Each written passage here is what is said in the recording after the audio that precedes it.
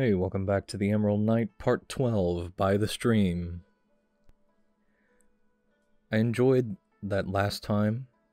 I wrote an entire section of the story, meaning from ellipses to ellipses, an entire scene.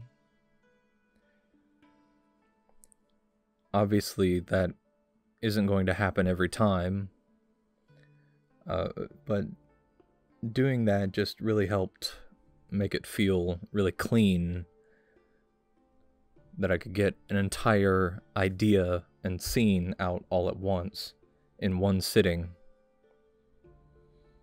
But like I said, it's not going to happen every time. I will mention here that must be a water source near. I don't know. It's one of those environmental things, that survival environmental things that I'm not 100% on. I just kind of threw it in there because it sounded right. Again, more research is necessary, as I'm not going to, me, personally, I'm not going to, as I'm writing the rough draft, I'm not going to allow the need for research to necessarily get in the way of progressing the story. So just bear that in mind, that everything I write, if it's got something to do with the environment or survival, especially, it may not be true or 100% realistic, but moving into revision, should I revise it, I'll make sure to cover my bases. From here on, well, in this part, I'm just introducing more change and scenery. Something a little more expected, I suppose, of a fantastical enchanted forest sort of deal.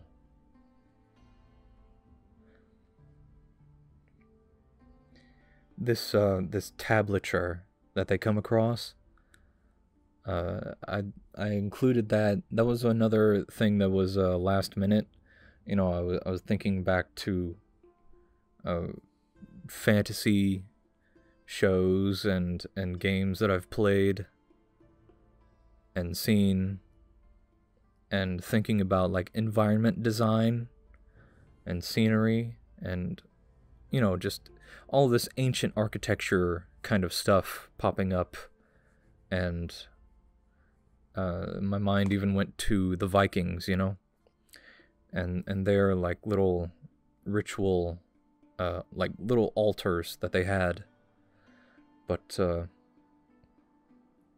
in this introduction of this tablature, I include a little bit of lore, I suppose, introducing a word that will be repeated throughout the length of the book. Common. I mentioned previously about something about the common language. I figured, since like there's all of these different races and species of peoples, that they would probably have a common language in order to communicate with each other. Sort of how Latin was I suppose the language of science way back when. Like people could use Latin in order to communicate with each other throughout Europe, I suppose. It was I'm not too familiar about it, but I know that Latin was sort of a barrier breaker because they used it for science and other stuff, but yeah, sort of like that, in order to communicate with each other. Oh, this part right here, does it smell fine? In in watching the Modern History TV videos, I came across a video about medieval cleanliness, or I think it had to do with brushing their teeth, really. But in the video, it was Jason mentions that smell they use, since they couldn't detect germs, or maybe didn't even know what they were. They determined something's cleanliness and lack of infestation, infection, what have you, based on smell. And I figured that when I heard about that, I thought that was a really good, that was a pretty smart way, with what they had, with the means that they had back then, a pretty smart way of determining that sort of thing, because a lot of infected and putrid things, they have a stink. But that was important in that video due to oral hygiene. If you had smelly breath, people might be inclined to think that something might be wrong with you. But oh yeah, this part. I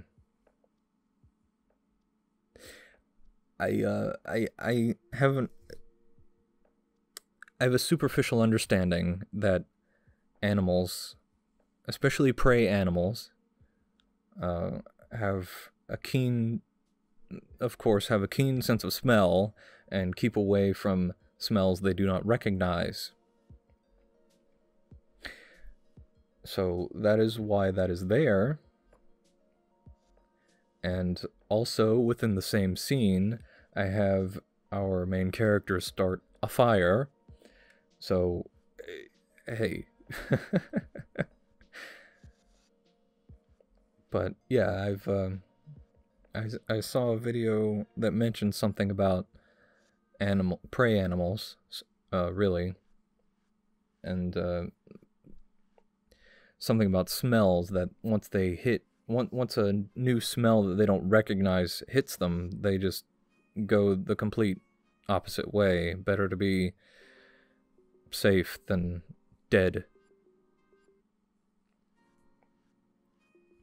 But like I was saying earlier about the stereotypical enchanted forest deal, that did make me think of what kind of fantasy world this is, because there's fantasy worlds that are like dreamlike and like probably really fantastical, lots of fairies and stuff. And there's other fantasy like that's more gritty in nature, and that's the sort of fantasy that keeps cropping up more often, at least these days. Seems like, I don't know, it kind of feels like there's always been a gritty fantasy. The gritty fantasy has always been in style to me. I mean, you have things like Conan the Barbarian, and I mean, even Lord of the Rings could be pretty dark. Even as it did have its fun moments. I didn't read the whole thing.